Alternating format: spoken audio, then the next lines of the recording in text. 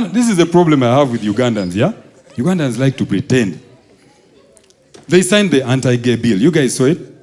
You guys know about it? Yeah? How many people know that they signed the bill, the anti-gay bill? Yeah, you cannot be gay in Uganda now. It's a crime. You can go and be gay in Kenya, then you come back. So they're at the border, they're like, where are you going? Kenya. Mombasa.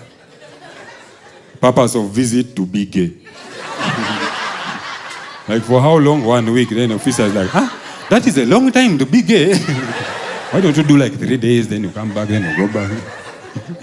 You have to switch character at the border. When you're in Kenya, you can be like, officer, how are you? Oh. When you cross over, you're like, bro, I am back.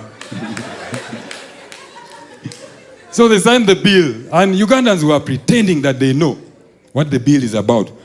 There was a journalist downtown interviewing people.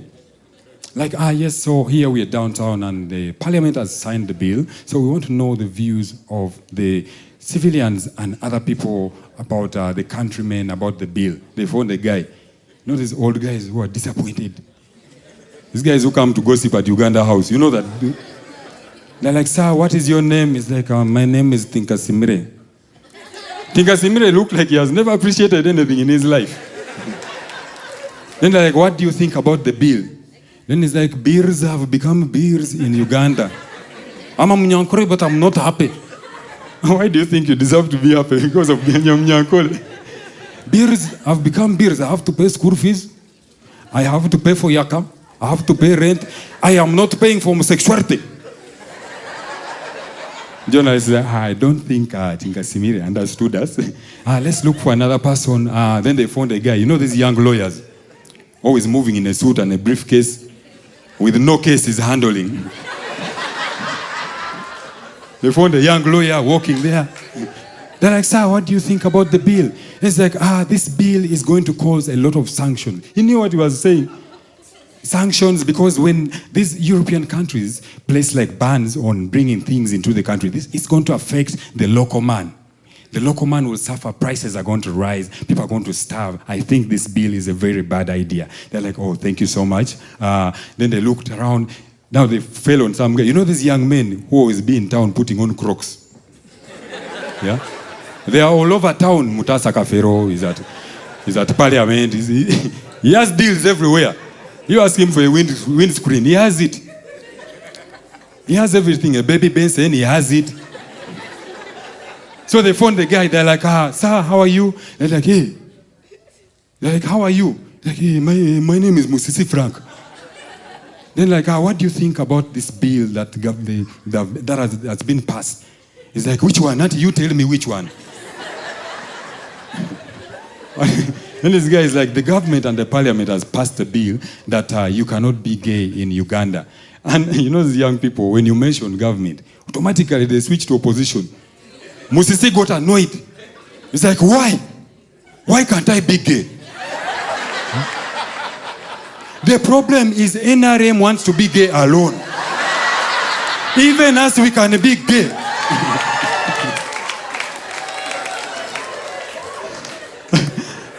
Ugandans are very tricky people. Why do you pretend? Yeah? Why do you pretend? But I love how we Northerners, we handled it. Yeah?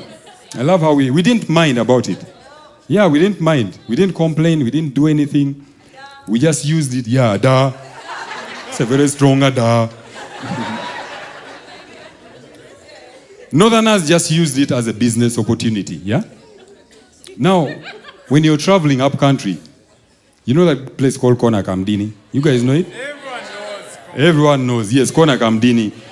I was in a bus going to Lira, and the bus had parked there briefly. Then this guy just shows up on the window holding a hen. Bueno, bueno, bueno. Bueno, bueno, bueno. We ignored him. These guys are passive aggressive. They have that energy. They don't shout. Came back and bueno, bueno, bueno. Bueno, bueno. Everyone was ignoring him, trying to avoid eye contact. Came back again. I'm talking to you, bueno, bueno, bueno.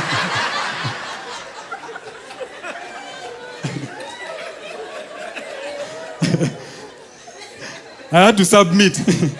I was like, okay, sir, how much is the guano? He's like, ask my brother, let's do 30,000. Then I'm like, this hen is small.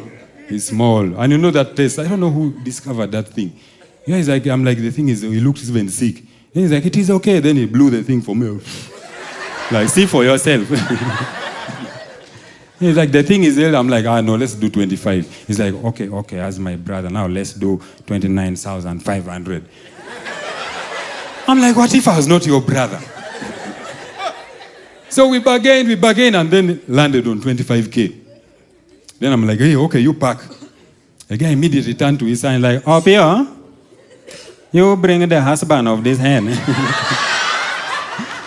Then he turned to me, he's like, that will be 50,000. I'm like, no, we agreed it's 25,000. The guy's like, where are you taking this hen? I'm like, I'm taking it to Kampala. He's like, I will not allow you to take my hen and to be gay in Kampala. Where is the husband? Does it have a husband? Police! We have an activist here. I was like, bro, you pack.